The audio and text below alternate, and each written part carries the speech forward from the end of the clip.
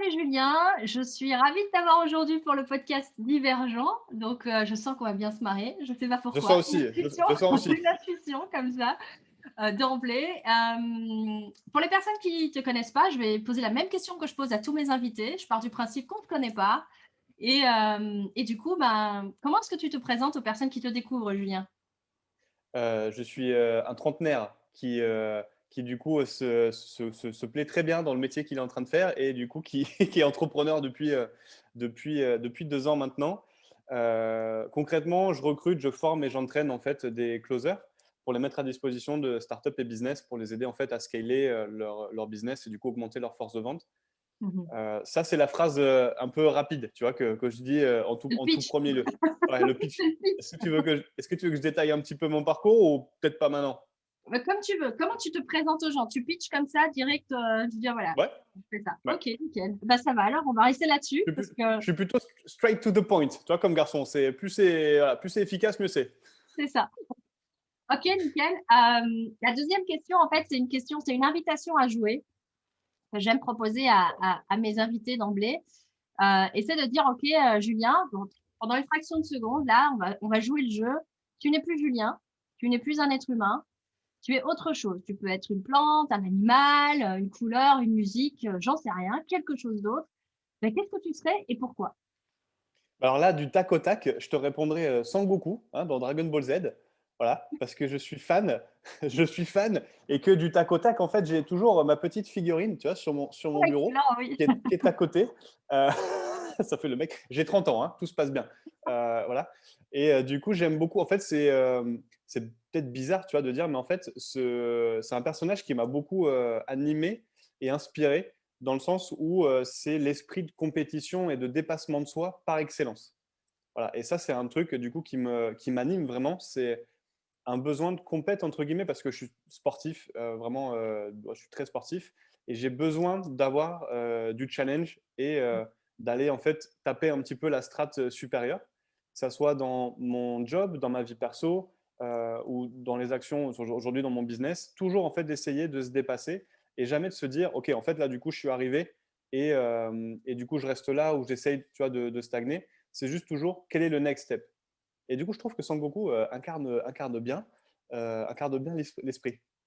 Ok. Et pourquoi, du coup, en dehors de l'aspect dépassement de soi, est-ce qu'il y a d'autres qualités, on va dire ça comme ça, que Sengoku ou autre chose peut-être, t'inspire? Parce que tu disais qu'il t'anime, que Ouais, il y voilà, a, le personnage t'anime, mais Sengoku, enfin, dans mes souvenirs, il a quand même plein de facettes dans sa euh, ça- personnalité, donc ça m'intéresserait de savoir. il y a ça, il y a le fait que c'est quelqu'un qui fédère vraiment autour de lui, même les personnes qui à la base étaient contre lui, il arrive à les fédérer et à donner cette vision-là euh, de, de son acharnement, entre guillemets, mais de son Mm. envie d'aller plus loin. Et du coup, il arrive à fédérer énormément de personnes et les relier du coup à sa cause.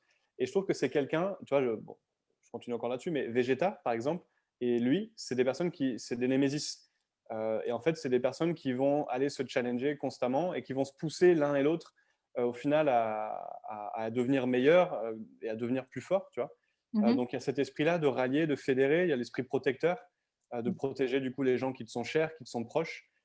Et du coup, tu sais que en fait, tu vas au charbon parce que derrière, en fait, tu as un petit peu Mhm. il y a ta personne que tu veux développer et améliorer, mais il y a aussi l'esprit de je fais ça pour aider les autres aussi et pour les protéger. Et ça, du coup, Mhm. c'est très parlant pour moi aussi, quoi. Ok, super intéressant du coup.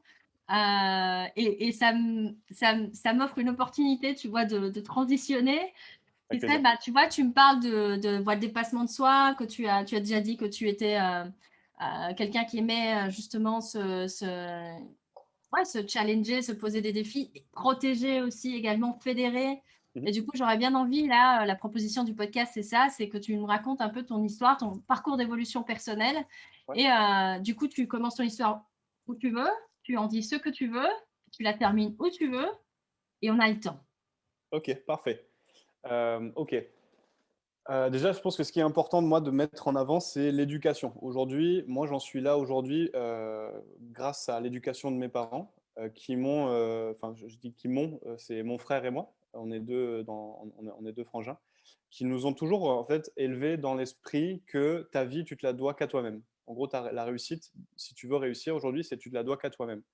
Je mettrai un petit bémol et je le mets tout de suite. Ils ont eu raison. Par contre, quand tu es entrepreneur, tu as besoin quand même d'être entouré et tu ne peux pas tout réussir tout seul. Mhm. Par contre, j'ai grandi là, dans cet état d'esprit-là et ça m'a rapidement, parce que mes parents ont eu, comment dire, professionnellement, etc., c'est pas des gens qui réussissent énormément. Mais par contre, on a toujours été élevés dans l'esprit de la gagne et c'est des gens qui ont été ultra généreux du coup avec les moyens qu'ils avaient. Mhm. Donc ça, du coup, déjà, c'était très inspirant pour moi. Mhm. Euh, donc déjà, l'esprit de responsabilité, il a été inculqué dès le départ. Donc, tu vois, on parle beaucoup de développement personnel, etc. Pour moi, le premier socle du développement personnel, c'est la notion de responsabilité. Tu es 100% Mhm. responsable de ta vie et de ce qui t'arrive. Donc ça, moi, j'ai été éduqué là-dedans. Ouais. Par contre, mes parents n'ont pas été... c'est pas des gens qui sont très communicants. Et quand j'avais un problème ou un souci ou voilà, besoin en fait, de se faire rassurer sur certaines choses, on avait du mal à communiquer. Même moi, j'avais du mal à communiquer sur ce que je ressentais, par exemple, par rapport à l'école ou par rapport à mes interrogations. Et donc, du coup, là-dessus, ça a vraiment été choc, entre guillemets, ou bloquant sur la période lycée. J'étais du coup dans la période où je me cherchais. Et du coup, il m'est arrivé une histoire où en fait, j'ai perdu totalement confiance en moi. Et les 2 dernières années du lycée ont été les pires je pense, ouais, les 2 pires années que j'ai pu vivre parce que j'étais vraiment au plus bas et je me faisais pas respecter, j'arrivais pas à m'affirmer, j'avais aucune confiance en moi et j'étais vraiment le loser, quoi, tu vois, le loser. Et en fait, je suis sorti du coup de ces 2 périodes-là en signant un pacte avec moi-même, c'est-à-dire j'ai eu mon bac et je me suis vraiment, c'est limite, je me suis fait un pacte de sang, tu vois, genre, mais vraiment, c'était tellement marquant, ça m'a tellement fait mal, en fait, ces 2 années-là, que je me dis, je m'interdis de redevenir et de continuer à être cette personne-là. Comme si, en fait, tu sais, tu te détachais un peu de toi-même et du coup, tu dis, OK, tu sais quoi, comme un serpent qui fait sa mue, tu dis, bah, Mhm. là, ce Julien-là, je ne le veux plus. Je veux Mhm. passer à autre chose. Je veux passer donc à l'étape supérieure. Tu vois, on en revient Super Saiyan 2, Super Saiyan 3, etc. Mais pour faire simple. Mais en gros, cette période elle était tellement traumatisante et vraiment, elle m'a vraiment marqué que je me suis interdit de revivre tout ce que j'ai vécu. Aujourd'hui, je remercie ces 2 années-là parce que c'est celles aujourd'hui qui me font où je les sens encore, c'est dans mes tripes, c'est viscéral, je le sens encore.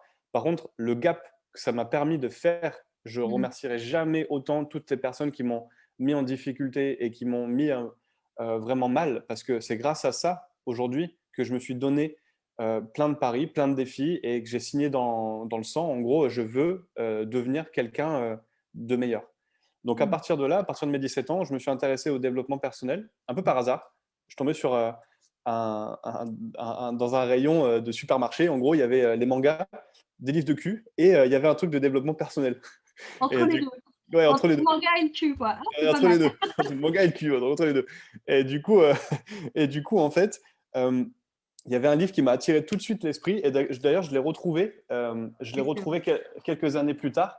Et parce qu'en fait, c'était exactement ce que j'avais manqué. Et c'était celui-là. C'était Affirmez-vous. Mhm. Et du coup, donc, je l'ai retrouvé là, il y a quelques années. Et en gros, ce livre-là, bah, déjà, c'était la première fois que je voyais qu'il y avait des livres qui parlaient de ce que moi, Mhm. j'éprouvais. Donc déjà, j'étais un peu rassuré en me disant, OK, cool, il y a d'autres personnes qui sont un peu dans la merde que je traverse. Et surtout, j'ai lu le livre et du coup, dans ce qui avait marqué, en fait, j'appliquais tout de suite. Ça, du coup, c'est une de mes grandes forces, c'est le mode Lean, tu vois, le Lean Startup, le Lean, ce que tu veux. Ça, c'est ma vie. Donc, en gros, c'est test and learn tout de suite, le plus rapidement possible. Et donc, du coup, j'appliquais et j'avais des résultats tout de suite. Donc, en fait, ça m'a poussé à me dire, OK, ça marche, donc il faut que j'aille plus loin. Et à Mhm. partir de là, ça a été comme Nicolas Flamel qui part à la recherche de la pierre philosophale. Bah, moi, ça a été à la recherche de la pierre de réussite ou de confiance en soi, ou de ce qu'on veut, tu vois. Et en gros, bah, je suis passé, le premier truc, ça a été la séduction. Parce que du coup, bah, j'avais du mal à aborder les filles et j'ai pas Mhm. confiance en moi, etc. Donc, bah, naturellement, c'était un des trucs que j'avais envie de régler le plus vite possible. Tu as les hormones qui te taquinent aussi, hein, C'est ça. À cet âge-là, en à même cet temps, âge-là. entre manga et cul, bon, il y a un moment donné, il faut se Ouais, bouger. voilà. Donc, ça taquine un peu. Donc, du coup, bah, je me suis intéressé à ça. Et je pense que ça aussi, ça a été, je pense, l'expérience qui m'a le plus fait grandir parce que tu vois tout dans la séduction. C'est aborder quelqu'un en public, C'est vrai. aborder un groupe d'inconnus pour séduire quelqu'un, te confronter au rejet, te confronter au refus. Ça fait des choses qui font mal, tu vois. Mais tu te confrontes à ça, puissance 1000, parce que du coup, en plus, j'étais en BTS. Donc, du coup, bah, le jeudi soir et les soirées, du coup, ça allait vite. Donc, les soirées étudiantes, en gros, c'était mon terrain de chasse. Et donc, je pratiquais vraiment énormément. Sur le Et terrain. ouais, sur le terrain directement, hein, c'est sur le terrain. Vide, Et donc, vide. du coup, j'ai beaucoup appris sur moi-même. J'ai beaucoup appris Mmh. sur moi-même. Et si tu veux, il y a une expérience qui m'a été, je pense, j'en reparle aujourd'hui parce que je suis tombé sur un mec qui a fait un livre là-dessus aux États-Unis. Et en fait, je l'ai fait quand moi j'étais au collège. Euh, en gros, on t'apprend à vivre avec le rejet et le non. Et en gros, il y a eu une récré, je me rappelle toujours, quand j'étais au collège. Et j'ai fait un pari avec un pote. Je lui ai dit, mec, je vais me prendre le plus de râteaux du collège en une récréation. Et en fait, je suis allé voir toutes les meufs du bahut et je leur ai dit, est-ce que tu veux sortir avec moi? Cash, je ne les connaissais même pas. Et donc en fait, je me prenais des noms à l'appel, mais c'était ce que je voulais. Et il y en avait qui hésitaient, et quand je les voyais, ils disaient, non, mais dis-moi non, en fait, si tu veux pas. Tu me dis oui ou non, mais non. Voilà. Donc du coup, je me prenais non. Et en fait, ça, je crois que vraiment, ça a été un des trucs qui m'a le plus décoincé avec le Mmh. non. Donc là, vu qu'on est sur un. Je suis closer, je fais de la vente, vous voyez où est-ce que je veux en venir.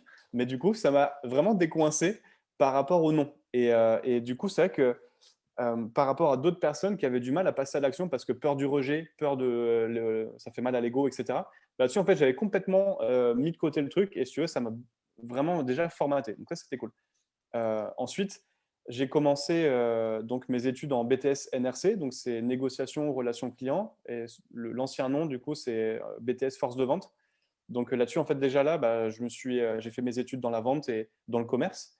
Et en parallèle, donc, j'ai été en alternance dans une entreprise, un organisme financier Mmh. qui vendait des crédits et des assurances et des cartes de paiement, des cartes crédit revolving, etc. Donc du coup, bah, moi, j'ai fait mon stage chez eux pendant que je faisais mon BTS. Donc voilà. Et à la fin de mon stage, bah, j'ai été donc pris en CDI. Donc Mmh. ça a été mon premier job. À la base, j'avais rien qui m'attirait vers la vente. Parce que moi, ce qui m'a toujours fait kiffer, c'est par exemple, sur la séduction, toi, je te parle de la séduction. Le premier truc que j'ai fait, c'était coach en séduction. En gros, je coachais des gens, enfin des mecs, pardon, à aller aborder des filles ou à se décoincer par rapport à ça et en gros, à prendre confiance en eux, etc. Et ça me faisait vraiment kiffer. Donc, Mmh. mais j'avais pas encore le focus sur ça. Donc, je commence mon CDI et j'ai été nul. Nul, nul, nul. Le mec qui est dans l'ego, qui ne sait pas gérer ses émotions face à un client et qui est nul. Quoi. C'est, en gros, c'est tu prenais mon truc ou tu ne prenais pas, mais mine-toi le cul, quoi, tu vois. Et voilà. Donc, vraiment, l'approche client, zéro, quoi. Zéro, nul. Et en gros, j'étais le dernier de mon agence. Vraiment le dernier de mon agence parce que bah, je faisais pas de chiffres, j'avais pas compris le truc. Et par contre, tous mes autres collègues, bah, eux, bah, performaient et faisaient des chiffres. Je dis putain, mais ils sont ouf, quoi. Et donc, ça a été pendant 3 ans. Et toujours en parallèle, par contre, moi, le week-end, bah, je faisais toujours d'autres activités annexes. Un peu de coaching, je faisais de la photographie, beaucoup de sport aussi, toujours. Mais j'ai toujours gardé un truc à côté du boulot. Mmh. Donc voilà.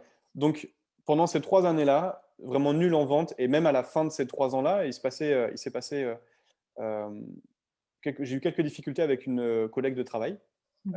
où en fait, ça se passait vraiment très, très mal. Et c'est parti un peu trop loin du coup à un moment donné. Et bah, de là, en fait, moi, j'ai fait une dépression et j'étais à 2 doigts de me faire licencier de mon taf parce Mmh. que bah, j'avais les retours clients qui étaient très négatifs, plus les retours des vendeuses du magasin qui se reprenaient les clients qui étaient soit apeurés. Ils disaient, il y a un barbu là-bas, on ne veut pas rentrer dans l'agence parce qu'il nous fait trop peur. Voilà. Pourtant, je n'ai pas la tête, tu vois, genre du mec qui fait peur, mais c'était pour te dire à quel point vraiment Agressif, quoi. Mmh. ouais, mais même j'étais loin, quoi, vraiment de l'esprit de la vente classique, tu C'est vois, ça. du vrai esprit de vente. Et donc, du coup, les retours clients, les retours des vendeuses, les retours des chefs des vendeuses, plus du Mmh. coup, bah, là, la collègue de travail où c'était parti en live. Donc, bah, moi, j'ai fait une dépression. Et du coup, pareil, ça a été très, très, très dur. Je pense qu'après la période lycée, ça a été une des périodes aussi qui m'a fait le plus mal. Là, Mmh. j'ai vraiment touché le fond. Là, je suis vraiment descendu dans la grotte, tu sais, qui est vraiment ténébreuse. Tu as juste une toute petite ampoule là au plafond, les escaliers qui grincent et tu sais pas du coup ce que tu vas trouver au fond de la cave. Tu vois. Donc là, j'étais là, moi, vraiment au Mmh. fond du seau. Pareil, cette période-là, je la remercie parce que c'est grâce à cette période-là, encore une fois, que j'ai vu où était la cave et comment faire pour ne plus y aller. Mm. J'ai vu ce qui provoquait la descente et je ne veux plus y aller. Donc, pareil, je me suis de nouveau interdit, j'ai remis des balises et dit, Julien, là, ici, plus jamais. Et donc, surtout, j'ai compris comment j'y étais arrivé et surtout comment faire pour en ressortir. Donc, quand tu traverses des périodes hyper douloureuses, qui te font vraiment très très mal et que tu arrives du coup à en sortir, le premier truc à faire, c'est de modéliser. Qu'est-ce que j'ai fait? Pourquoi? Parce que je sais que ça peut se reproduire. Donc, bah, je veux savoir les outils que j'ai mis en place pour me sortir de là. Qu'est-ce qui a Mm. marché pour moi? Donc, tout de suite modéliser. Avant, pendant, après. Voilà. Et donc, grâce à cette période-là, je suis tombé. Enfin, c'est là où j'ai reconnecté vraiment avec la spiritualité, avec l'univers, avec l'attraction, avec notamment le bouddhisme et surtout le stoïcisme. Ça a été, ça, aujourd'hui, pour moi, je pense que le stoïcisme, c'est ma vie. Voilà, c'est tout simplement mon approche. Aujourd'hui, elle est très, très stoïcienne. Et j'aime beaucoup, beaucoup, c'est vraiment cette philosophie-là, pardon. Donc, si les gens pour les gens qui nous regardent, pardon, il y a un livre qui s'appelle Daily Stoic. Donc, je crois que c'est un recueil de 365 recueils ou parties là-dessus. Et du coup, vous découvrez la philosophie du stoïcisme. C'est comme du bouddhisme, mais vraiment, je trouve euh, un peu moins bisounours. Même si le bouddhisme n'est pas bisounours, mais dans l'approche, je trouve que le stoïcisme s'applique vraiment très bien à, à notre vie. Et moi, le stoïcisme, du coup, c'est ce qui m'a aidé vraiment à réguler mes émotions. Ouais, j'ai vraiment réussi à passer un cap grâce à ça. Et donc, ça s'est ressenti dans mes entretiens avec mes clients. Mhm. Et du coup, à prendre un espèce de recul sur les situations, mais qui était monstrueux. Je crois que j'ai même moi senti vraiment cette prise de recul-là. Je me dis, en fait, j'avais l'impression que tout ce temps, genre, je voyais comme ça, et que d'un coup, suite à la dépression et du coup de tout ce qui se passait et que je mettais en place, d'un coup, mon viseur a fait, Ouais. genre, je voyais vraiment en largeur. Et de là, il s'est passé mais énormément de magie dans ma vie. Je dis magie parce que pour moi, c'est l'univers et je crois beaucoup en ça. La pensée est créatrice, etc.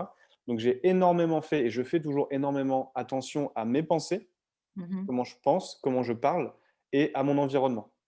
Voilà. L'environnement est clé dans notre bien-être. Donc il faut surveiller. Est-ce que j'ai beaucoup de personnes autour de moi qui sont trop négatives? Si oui, bah, je les filtre, je les enlève ou bah, je coupe. Et à ce moment-là, bah, de qui je peux me rapprocher? Et si je n'ai pas de personne de qui me rapprocher, la meilleure personne pour m'aider et me tirer vers le haut, bah, c'est moi, tout simplement.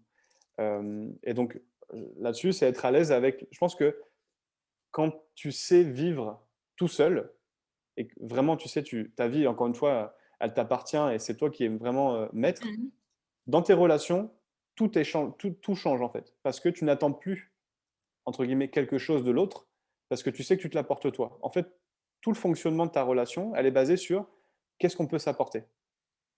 Tu peux m'apporter quelque chose, tant mieux, je vais le prendre. Par contre, je n'attends rien. Tu vois.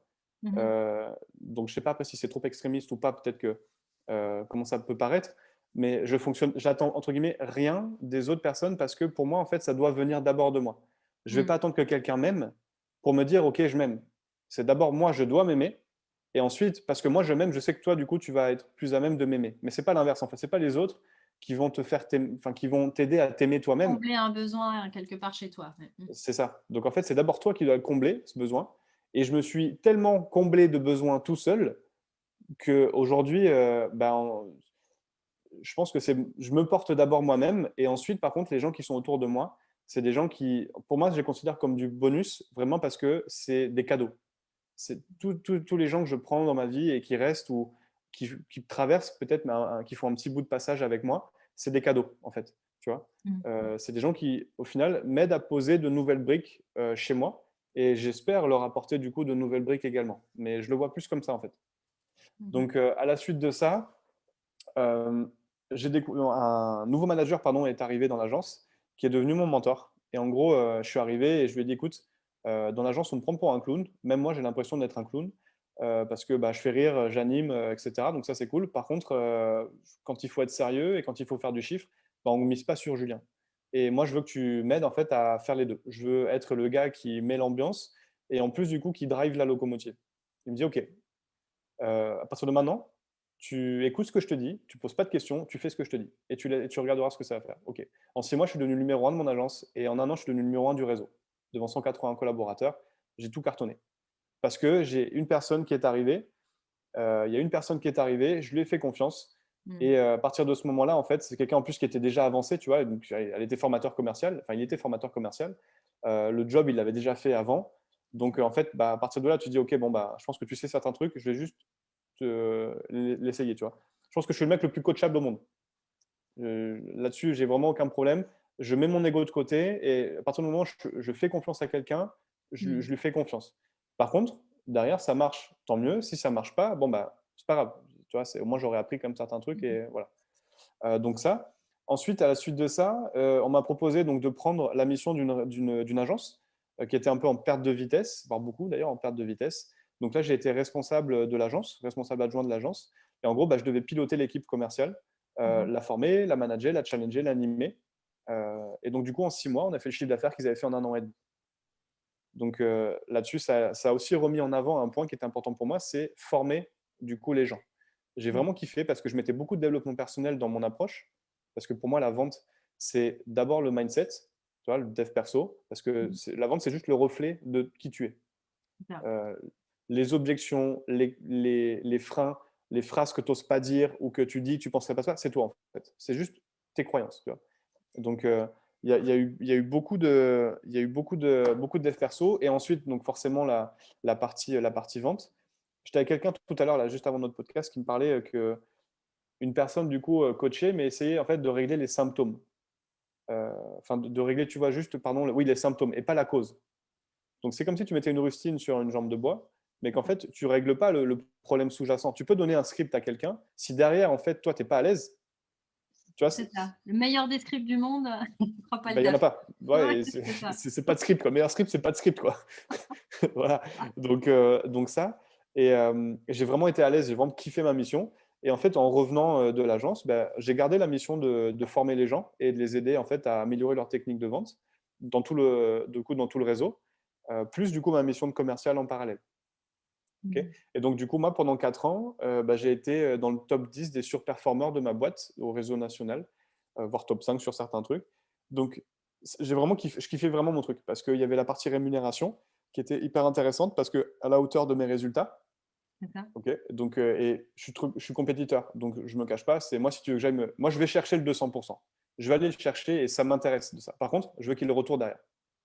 Donc là-dessus, j'étais OK. Par rapport à ce que je faisais, il y avait énormément de choses qui me plaisaient. J'animais des challenges pour l'agence, je motivais les équipes, voire du coup des challenges qui étaient au niveau du réseau national. Donc ça, pareil, l'animation, j'animais, je fédérais et du coup, j'aidais les gens à performer et je performais moi-même. Donc là, en gros, si tu veux, il y a tout qui allait. Et puis ensuite, après 8 ans, j'ai décidé de me lancer à mon compte pour me faire plus plaisir, moi, sur la partie rémunération, pour avoir un truc qui match et surtout pour impacter, mais à ma manière. C'est OK, je travaille pour un groupe, mais maintenant, je veux travailler pour moi. Et surtout, je veux un peu marquer les esprits, entre guillemets, mais je veux apporter ma touche. Voilà. Je veux apporter ma touche et je sais que je peux faire plus et je veux me challenger. Donc, du coup, je me suis lancé dans l'entrepreneuriat. Et donc, d'abord, j'ai commencé à coacher des courtiers, ensuite des entrepreneurs. Il n'y a pas forcément de profil. Tu vois, j'avais coaché quelqu'un qui était monteur vidéo, ensuite quelqu'un qui était business coach, un autre du coup qui était freelance dans le community management. Donc, il n'y avait pas forcément de profil parce que pour moi, c'est de la vente. La vente, tu l'as fait dans tout, quoi, tu vois. J'ai même coaché quelqu'un du coup qui vendait du bois, de la menuiserie ou je sais pas quoi, et en gros avait des objectifs de chiffre d'affaires qui étaient monstrueux. Et c'était hyper challengeant parce que c'est un métier que je connaissais pas du tout, mais par contre les approches encore étaient similaires. Tu vois. Donc ça. Ensuite, j'ai découvert le métier de, excuse-moi, j'ai découvert le métier de closer. Je m'étais enquillé 50 appels par jour pendant 8 ans. Donc plus de 500 ou je sais pas combien d'appels par mois. Et là, je vois qu'en fait, tu as un job où tu vends. Donc, cool, je sais vendre. Et en plus, juste avec peut-être 5 appels de closés, je pouvais peut-être me faire le chiffre d'affaires que je faisais moi déjà en 3 mois, 3-4 mois. Je dis, what the fuck, quoi. Donc, je me suis intéressé à ça. Donc, j'ai été closer aussi. Et je suis d'ailleurs closer encore pour, là en ce moment, pour David Laroche. Et donc, du coup, ça a vraiment matché. Mais je continuais aussi ma partie coaching, okay, où je coachais d'autres entrepreneurs. Donc là, il y avait 2 business, le business de closer et le business de coach. où je coachais des gens, aussi, des coachs principalement, des coachs sportifs. Du coup, toi, j'ai coaché des gens qui étaient chez des équipes pardon, de Herbalife, de Basic Fit et d'autres enseignes de coachs sportifs. Mhm. Ça. Et ensuite, là, les missions se passant très très bien, mon positionnement du coup change et évolue. Et j'ai l'impression que c'est la suite logique de tout ce qui se passe, tu vois, et un peu un cadeau par rapport à certains choix que tu fais. Donc bah, aujourd'hui, je prends la place du coup de Head of Sales pour Startup ou Business. Donc du coup, bah, je prends en charge en fait les équipes de vente. Du coup, donc Mhm. soit je les recrute, je les forme et je les challenge. Donc c'est soit ça, ou du coup, bah, moi je gère en fait je gère aussi le coach de vente qui va coacher finalement l'équipe, tu vois, derrière. Le rôle du sales trainer. Tu ou fais du- un train de trainer, c'est ça, avec le sales manager, on va dire ça comme Ouais, c'est ça. ça. Ouais. C'est ça. Mm. Ça Donc, t'apprend aux gens à eux-mêmes pouvoir former des ouais, c'est vendeurs. ça. Ouais. Et de mon côté, en fait, bah, je recrute, je forme et j'entraîne finalement des closers pour les mettre à disposition d'autres business ou tout simplement eux-mêmes pour apprendre à mieux vendre s'ils le souhaitent. Tu vois. Mhm, mhm, mhm. Donc, je pense que j'ai fait une bonne rétrospective de mes 30 ans. Qu'est-ce que tu en as pensé? Ça va pas mal. Top, top, ça va. J'espère qu'on n'a pas perdu trop de monde. À mon avis, ça va.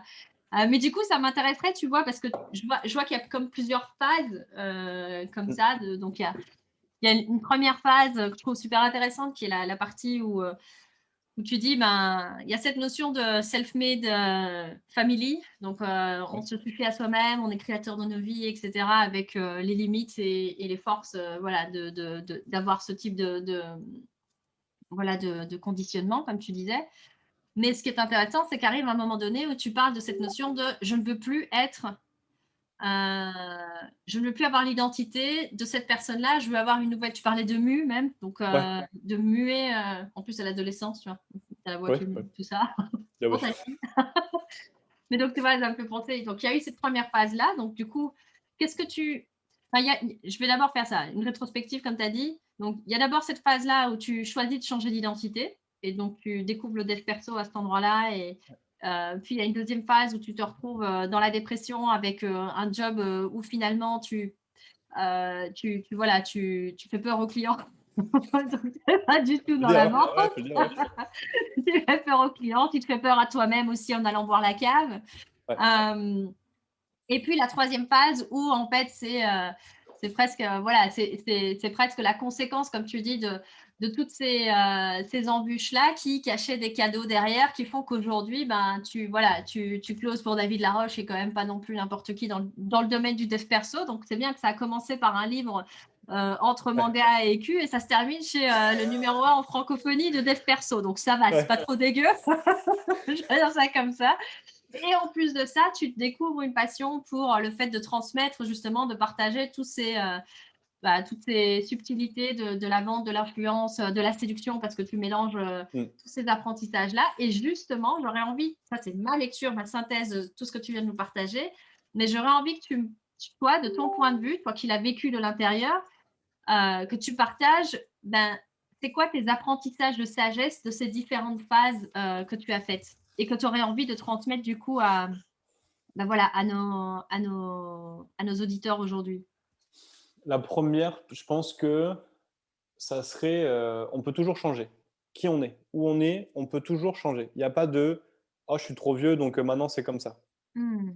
Ou alors je suis trop timide, ou en fait, bah, j'ai pas grandi comme ça, moi je peux pas le faire. En fait, je pense que moi, vraiment, je m'estime comme le mec qui partait ou qui a vécu des trucs durs, et j'aurais pu me dire, c'est pas possible que je devienne la personne que je suis aujourd'hui, tu vois. Hmm. Même si ce serait mentir, parce que je savais qu'elle était là, cette personne. C'est juste que j'aille la chercher. Donc, déjà, on peut toujours changer ou modifier les choses qui, euh, qui nous embêtent. Donc, ça, c'est aussi la deuxième phrase. Et j'ai du mal avec les gens qui disent, j'avais pas le choix. En fait, on a toujours le choix. On a toujours le choix, et c'est juste une question soit de prisme. Aujourd'hui, pour toi, si tu dis que tu n'as pas le choix, c'est que tu te raisonnes en mode binaire. Donc, les gens ne voient jamais le gris, tu vois. Il y a toujours, c'est comme avec tes clients d'ailleurs, c'est soit oui, soit non, mais tu vois pas en fait l'étape intermédiaire. Donc, Hmm. voilà. Donc, je pense il faut se rassurer en se disant, il y a toujours une solution. Voilà. Il y a toujours une solution, qu'elle soit à court terme ou à moyen ou long terme. Mmh. Le troisième truc, c'est il faut privilégier un inconfort à court terme pour du confort à long terme et ne pas chercher à faire un confort à court terme parce que sinon on restera dans de l'inconfort à long terme. Voilà. À l'écrit, ça passe mieux, mais vous avez compris. Non, mais ça se enfin, pour moi, ça me semble limpide, ouais. C'est cette notion de, gratification immédiate, ça va être bien sur le moment, mais Ouais, derrière, ça va pas être de manière, optimale pour le futur, on va dire ça comme c'est ça, ça. sur le long terme et enfin, ça revient un peu, tu vois, les parents, par exemple, c'est qui nous écouteront vont sûrement voir ça donc céder à un «caprice» entre guillemets, je mets bien entre guillemets de d'un enfant, derrière ça te garantit des années de misère que Mmh. si tu serres un peu la vis, dès le départ et je mets des guillemets dans tout ce que je dis là avec, serrer la vis et tout ça, hein. Je suis pas en train d'encourager, le truc, bon on va sortir le martinet, on va le mettre à la cave et je sais pas quoi parce que j'ai écouté un podcast où il disait que c'était la bonne manière de faire pour avoir sur le long terme de la sérénité avec les enfants. C'est pas ça. Mais voilà, poser un cadre et être bien au clair du coup sur cette notion de gratification différée ou de gratification Ouais. immédiate. Mm. Il y a ça. Ensuite, il y a un précepte de la PNL, programmation neurolinguistique, qui m'a beaucoup aidé et je pense que ça fait partie des switches qui ont été hyper intéressants. C'est en gros, chacun, en fait, a toujours une bonne raison de faire ce qu'il fait. L'intention positive. Hem, Attends, excuse-moi, parce qu'en plus, là, j'arrête pas de me hem, même le mec qui va aller, voler quelque chose dans un magasin, il a une Mm. raison positive, lui, de le faire. Du coup, je sais ce que je suis en train de dire et je sais que ça peut déranger certaines personnes, mais on fait toujours les choses parce qu'on a une bonne intention derrière, nous. Je parle pas par rapport aux autres, je parle par rapport à nous. Toi à soi. Mm. Et je pense que quand tu parles avec les gens, le problème aujourd'hui, c'est que beaucoup de personnes sont vraiment dans un cadre, j'ai le mien et tu as le tien. Et moi, ce qui m'a aidé, c'est que, alors, on me l'a reproché quelques fois, c'est qu'en gros, j'ai pas d'avis arrêté. Je peux être contre un truc, je rencontre une personne qui m'apporte un point positif là-dessus, bah, je le prends. Voilà. Parce que pour moi, j'ai envie de construire mon monde et ma vie sur des choses qui sont aidantes et positives. Je veux toujours retirer le positif du coup de chaque situation ou d'essayer de trouver le positif de chaque personne, tu vois? Mhm. Hem, Parce que du coup aujourd'hui je suis, intervenant, leadership, en école de commerce et donc je prends toujours cet exemple-là, avec eux. Je dis: «Est-ce que pour vous Hitler est un leader?» Et oui, en fait Hitler c'est un leader. C'est le mec, il a réussi à fédérer une nation ou énormément de personnes à faire des atrocités. Quel est le on peut dire tout ce qu'on veut, c'est ultra négatif, c'est ultra mauvais, c'est affreux quoi ce qu'il a fait. Par contre, d'avoir eu le leadership de faire des atrocités à autant de monde, il y a tu vois, c'est que le mec avait un step, au-dessus sur la partie leadership. Bon, par contre, il l'a utilisé en mal. Après, je prends, Barack Obama, par exemple. Ça, c'est un leader. C'est le mec, il a dépassé tous les codes et du coup, en fait, il a pris un poste, que personne n'aurait misé sur lui et ça, ces gens-là, ça m'inspire. Donc Mm. je pense que une autre leçon, c'est trouver vos mentors. Moi, je t'ai parlé de Son Goku, je t'ai parlé de moi, du coup, il y a Will Smith aussi qui compte beaucoup pour moi, Mm. et je pense qu'en fait, d'ailleurs, c'est plus des personnages enfin, pardon, des héros, ou des personnages principaux de films qui m'inspirent, même, tu vois, j'ai Michael Jordan, des sportifs et cetera, mais trouvez vos mentors. Pourquoi? Parce que ça, dans la séduction, ça marchait beaucoup. En gros, c'est un peu le fake it until it's real.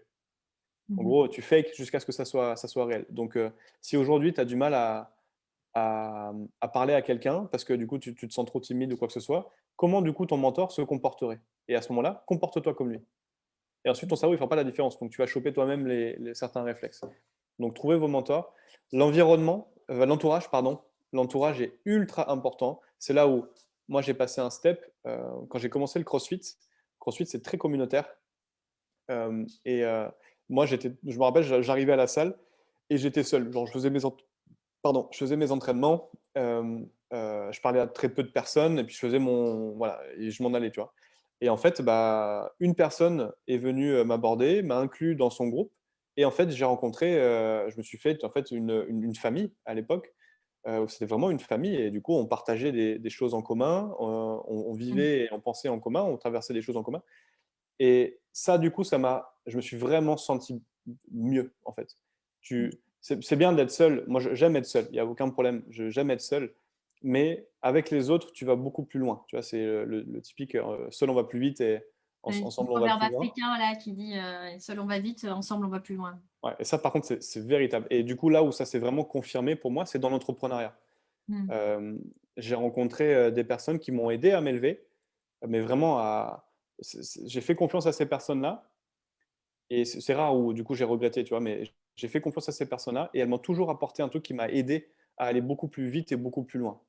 Et je suis très reconnaissant, pardon, c'est plus français, très reconnaissant de ces personnes-là qui m'ont aidé. Et Mmh. encore aujourd'hui, tu vois, c'est encore aujourd'hui et j'ai fait confiance à une personne et là, elle est en train de me propulser, donc je remercierai en temps et en heure comme il se faudra. Mais c'est ces personnes-là, quand tu t'entoures bien, Ouais. Mmh. euh, tout devient possible. Vraiment, quand tu t'entoures bien, tout devient possible. Donc ça, c'est pour moi, je pense les clés vraiment principales pour s'assurer un bon développement. Mmh. Et du coup, donc il y a de finalement fonctionner comme enfin tu parlais du mentor, donc fonctionner comme, la personne que tu as envie d'être, qui serait ta première leçon de vie, on va dire ça comme ça, dans ta mue là, de dire: «OK, je veux plus cette identité-là, j'en veux une autre», donc du coup, Ouais, bah, autant modéliser, tu as mentionné ça aussi pendant ton partage, c'était ouais. de modéliser finalement, c'était au moment de ta dépression là, de faire cet exercice, du coup, de prendre de la hauteur et de reculer, enfin de Alors par prendre contre, du recul. je l'avais fait avant et je crois Ah, que c'est la première fois que j'en parle d'ailleurs, mais je suis sorti du lycée et donc du coup, je suis tombé sur ça et ensuite, j'ai découvert Le Prince de Bel-Air, donc avec Will Smith et en fait, bien bah, sûr. c'était l'époque où, tu pouvais acheter les DVD, donc j'ai acheté toutes les saisons et en fait, tous les soirs, je me, bingeais tous les épisodes de Will Smith et il s'est passé un truc, mais je ne sais pas comment l'expliquer, mais en fait, c'est comme si je sentais mon cerveau qui se, modelait Hein, hein, et j'avais naturellement eu et je prenais en fait des réflexes que je voyais du coup dans les vidéos. c'est Alors moi, ça. je m'en fous si les gens trouvent ça con parce que tu dis: «OK, ils modélisent», mais j'ai pécho plus, j'ai pris confiance en moi et parce que j'ai pris confiance en moi, je me suis créé ma personnalité. Donc j'ai Mmh. aucun problème à dire, tu regardes quelqu'un d'une série, qui te marque, tu appliques ce qu'il fait et tu as des résultats. Mmh. Donc ça a été la première fois que j'ai vraiment poussé le modélise à fond et les résultats ont été ouf. C'est là où en fait, des personnes qui étaient avec moi au lycée, l'année d'avant, m'ont vu du coup, dans l'année d'après, ils m'ont dit: «Mec, on te reconnaît pas. C'est ouf comment tu as changé en un été» et là, Mmh. j'étais ultra fier de moi là. Je me suis dit: «En fait, Ouais, ça marche» c'est ça, ouais, ouais. et je partais vraiment de loin. Je partais du loser, hein, le loser qui parlait pas ou qui se faisait rembarrer et quoi que ce soit et pour qu'on me dise: «Mec, du coup, là, c'est ouf le changement». Moi, je peux que dire ça fonctionne. Les gens qui disent ça marche pas, c'est faux. C'est vous n'avez pas fait correctement parce que je sais que ça marche. Mmh mh. Mmh. Et ouais et donc du coup, il y a vraiment aussi cette notion d'environnement, tu l'as dit plusieurs fois, ou d'entourage, Ouais, mais bon, il y a plusieurs, donc du coup, aussi de l'importance de bien s'entourer parce que tu parles beaucoup d'être en mode solitaire, mais j'entends quand même que enfin, ouais, avec la phrase que tu disais là du proverbe africain aussi, cette notion de à un moment donné, tu sens bien que avec toi-même, ben, si tu veux passer à un niveau, supérieur, ben, ou te dépasser comme tu disais, ben, tu te rends compte que, la puissance du coup de l'entourage et de te faire accompagner, je suppose, je l'imagine bien que voilà, de te faire mentorer, enfin tu ouais, parlais de ton mentor là justement dans la vente qui t'a permis justement du coup de passer de celui d'exploser, ouais. qui vend rien à celui qui vend, qui Ouais. devient le meilleur, du réseau quoi. Je sais que moi, j'avais une croyance au départ, c'était, un peu une honte de se faire coacher alors que tu es coach. J'ai eu une croyance, vraiment, là-dessus, elle a été un peu forte quand même, au départ et ensuite, bah, je mets encore une fois, c'est mettre son ego de côté et se dire: «En fait, je vais essayer au moins. C'est pas grave, j'essaye». Et quand tu apprends qu'en fait, bah, les personnes soit qui t'inspirent se font elles-mêmes coacher, tu dis: «En fait, bah, c'est bon, je suis dans le bon chemin», tu vois? C'est ça. Donc Mmh. aucune honte, moi, à me dire: «Bah, oui, j'ai un coach, en fait, qui m'aide aussi, moi, à péter mes croyances». C'est un peu comme, les psys, je crois que les psys se font, eux-mêmes, en fait, tu vois, psychanalyser. Bien sûr, et les coachs certifiés, on parle de supervision aussi, donc il y a oui, et les psys aussi, c'est dans leur déontologie de eux-mêmes Ouais, être suivis, donc ça c'est aussi garanti, tu vois, d'être congruent quelque part en tant que coach, ouais, de dire: «OK, si moi je continue à peux accompagner, mais j'ai aussi comme tu dis, mes blocages, mes limites, etc. On est humain, on n'est pas, Ouais, bien on sûr. n'est pas des surhommes, quoi, ou des surfemmes. Je sais pas si on dit des surfemmes, mais Wonder oh, on Woman? va dire que ouais. Ouais, on va dire C'est oui. ça aussi. Les surfemmes. Ok, cool. Et mais du coup, en fait, j'aimerais bien savoir, tu vois, dans tout ce parcours-là que tu nous partages, je sais pas si tu sais, mais je suis aussi une grande fan de Simon Sinek. OK. Start with Je- your why. Voilà. Et donc, du coup, j'aimerais bien que tu me dises, bah voilà, ton chemin et tout ça, tu vois, c'était quoi qui t'animait? C'est quoi qui t'anime à te dépasser? C'est quoi qui t'anime à accompagner des personnes voilà, à devenir meilleures dans leur domaine, dans le domaine de la vente, par exemple? Je alors c'est vraiment du coup mon vrai why, il est vraiment profond, en fait, c'est montrer aux gens que, on peut y arriver entre guillemets en partant de zéro. Mmh. Le start from the bottom, now we're here, bah, du coup, je pense que ça, c'est le plus important. Je pense qu'en fait, c'est un peu cette idée de prendre sa revanche sur la vie. Et ça, c'est un truc que je veux montrer aux gens, que même si aujourd'hui vous galérez, putain, vous pouvez le faire, vous pouvez y arriver. Mmh. Vraiment, et ça, moi, je revois juste le jeune que j'étais et qui se dit: «Putain, mais je vaux mieux que ça, quoi. Je vaux mieux Mmh. que ça», et personne, tu vois, qui, peut-être, lui a parlé ou lui a expliqué, qu'en fait, tu pouvais y arriver. Bah, moi, je veux être l'incarnation, de ça. Je veux montrer aux gens qu'en fait, tu peux réussir, peu importe qui tu es, et d'où tu pars. Tu peux le faire. Vraiment, c'est OK, regarde Julien, du coup, il est parti de là et regarde ce qu'il fait aujourd'hui, quoi. Mmh. Aujourd'hui, travailler, avec David Laroche, mais ça, c'est une de mes plus grosses réussites aujourd'hui. C'est Mmh. un mec que je regardais quand je me suis lancé dans le développement personnel. Aujourd'hui, du coup, je suis à ses côtés, quoi. Qu'est-ce que tu vois? C'est pour ces Mmh. genres de trucs-là, en fait. C'est vraiment pour ce genre de trucs-là que je pense, je me réveille le matin et je sais pourquoi je me lève, quoi. C'est ça. Et du coup, concrètement, comment tu contribues à ce pourquoi qui t'anime tellement? Elle est forte, elle est forte. Hem, du coup, concrètement, alors il y a eu beaucoup au départ, il y a eu beaucoup de problèmes de positionnement, et même moi, mon positionnement n'était pas assez clair parce que je voulais vraiment faire beaucoup, Ouais. heu et toucher, genre un truc à 360. Mais au final, c'était pas ce qui c'était chronophage, et je pense qu'en fait, aujourd'hui, d'aider les gens à se vendre et à vendre, pour moi, ça regroupe énormément de choses. Aujourd'hui, pour se vendre, tu te vends quand tu vas parler à une fille ou à un mec sur les réseaux sociaux, quand tu postes, quand tu es en networking, tu te Mmh. vends, en fait, et le nombre de personnes qui ne savent pas se vendre parce que, bah, justement, pour elles, elles valent pas mieux que ce qu'elles pensent, tu Mmh vois? mh. Bah, ça pour moi, ça a été vraiment, bénéfique de pouvoir montrer: «OK, bah, je vais te coacher sur la partie vente, mais ça va au-delà de juste du closing, en fait». C'est C'est pas ça. ça, tu vois? Il y Mmh. a énormément moi, du coup, dans mes accompagnements, j'ai même une formation qui est en ligne.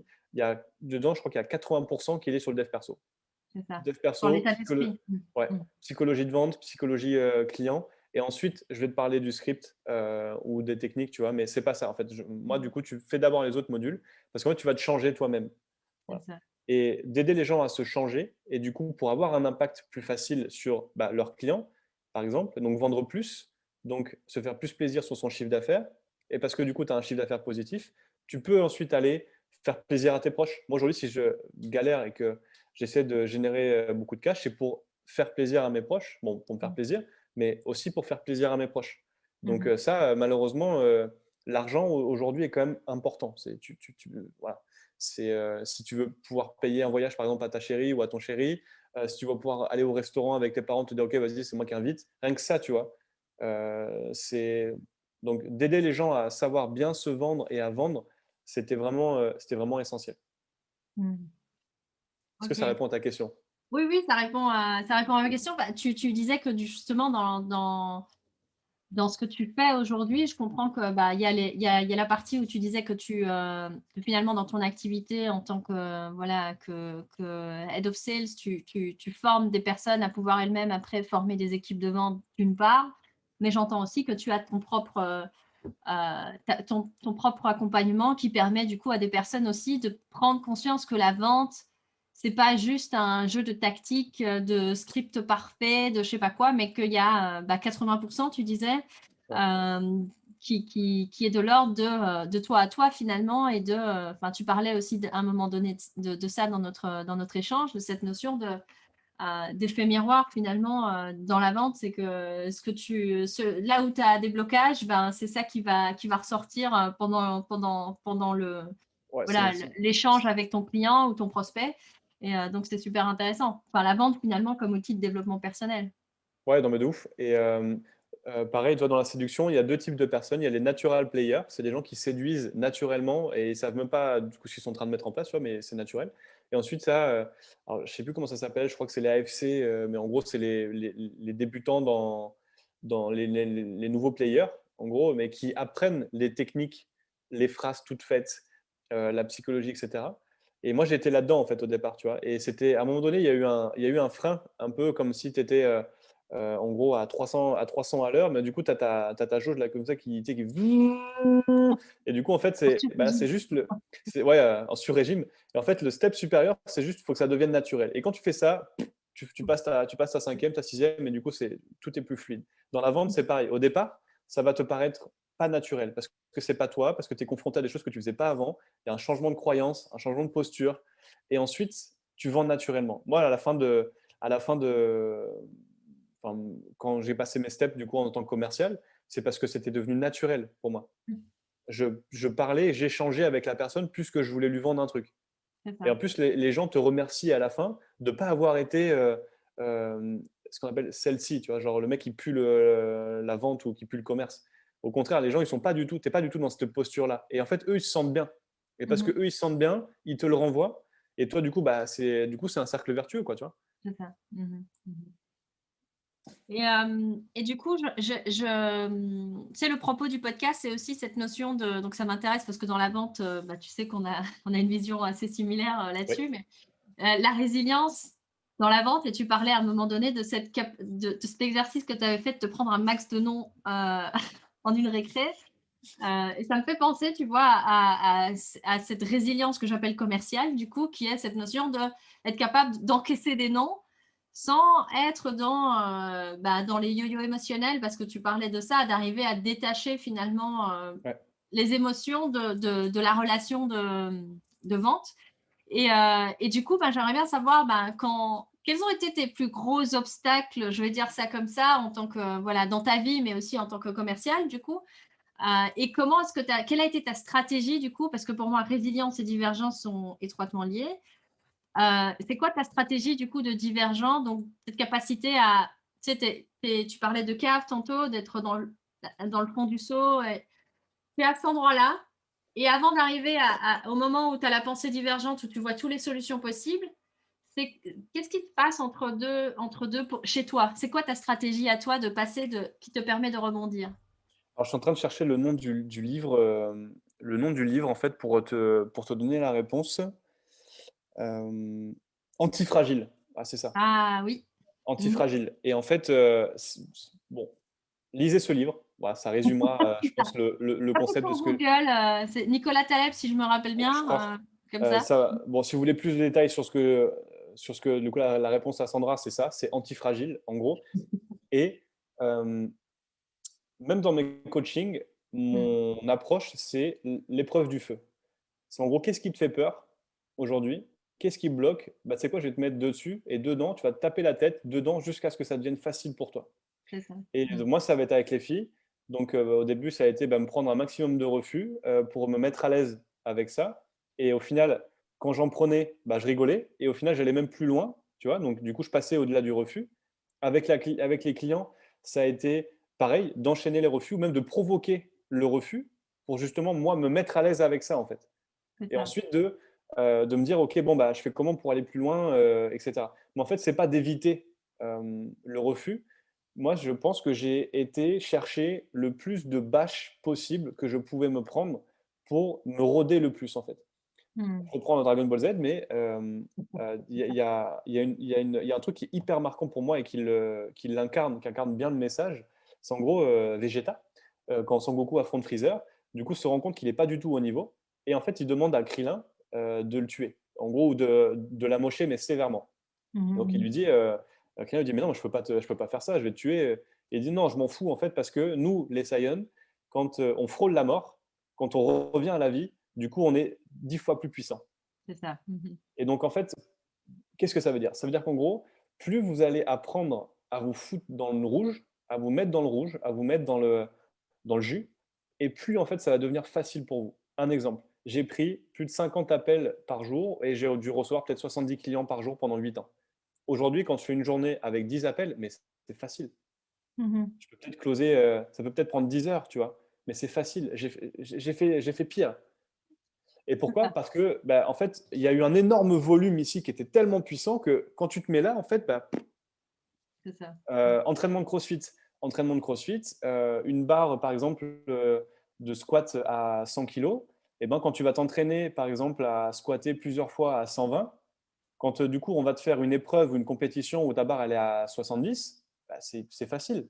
Parce que du coup, Mmh. toi, tu as été t'entraîner sur plus dur.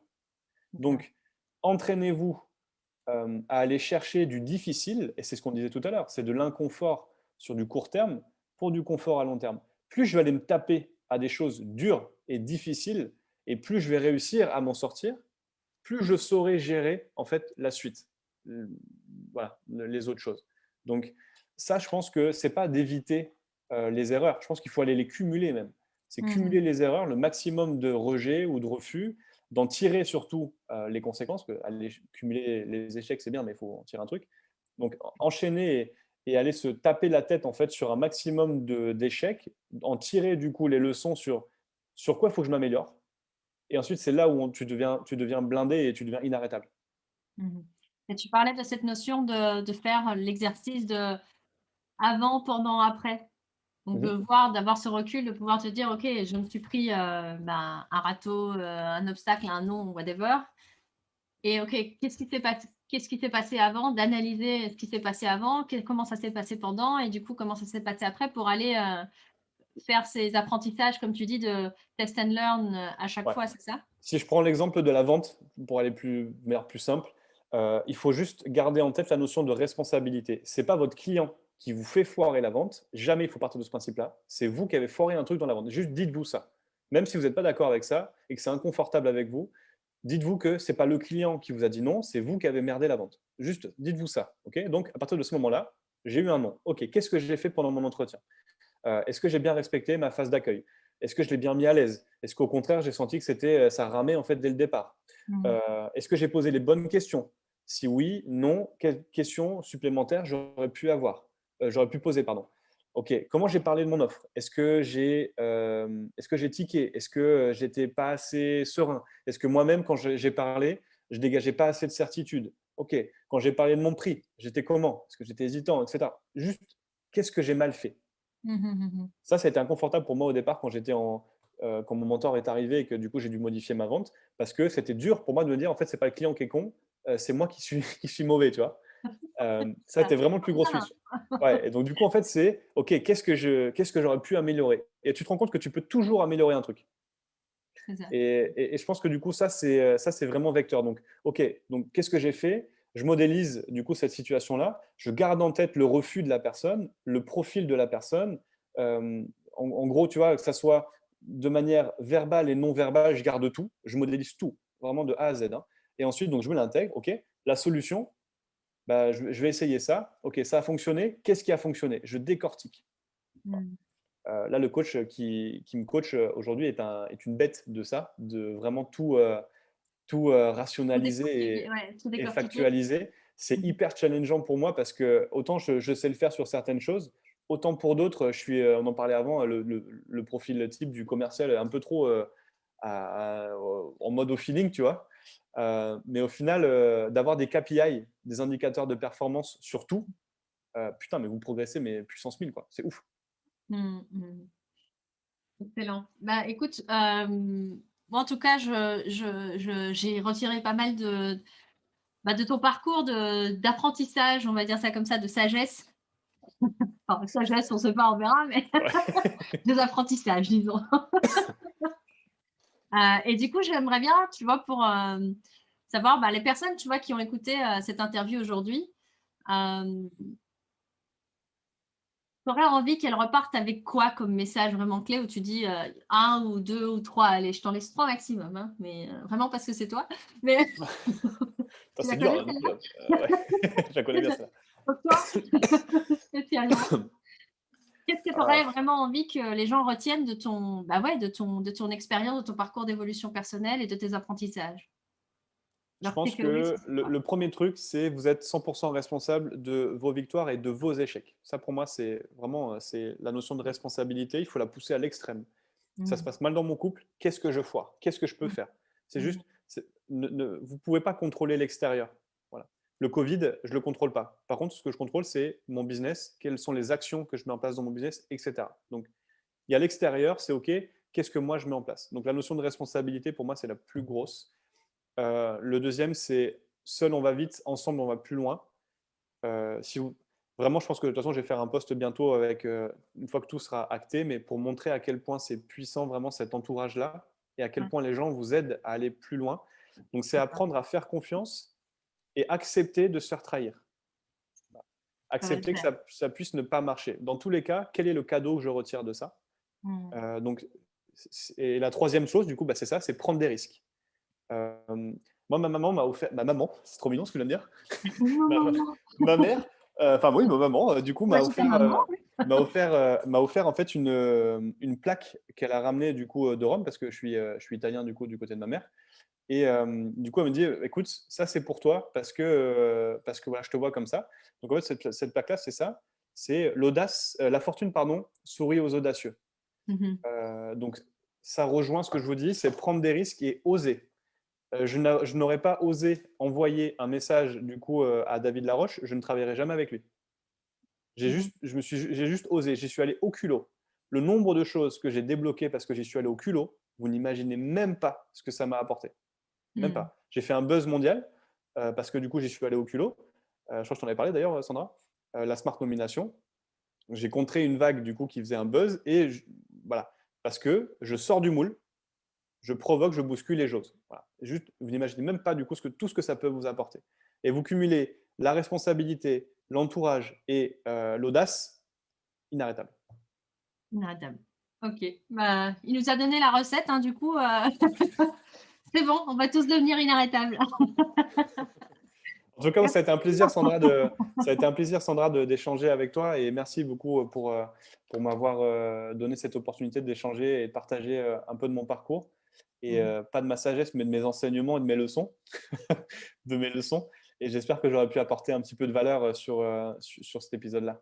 Bah, je pense que oui. En tout cas, moi, personnellement, j'ai pris beaucoup de plaisir aussi voilà, à cet échange aujourd'hui. Je pense que nos auditeurs, de toute façon, prendront ce qu'il y a à prendre, hein. C'est un peu le propos du podcast, là Ouais, où, chacun en est, ce qui résonne ou ce qui résonne pas.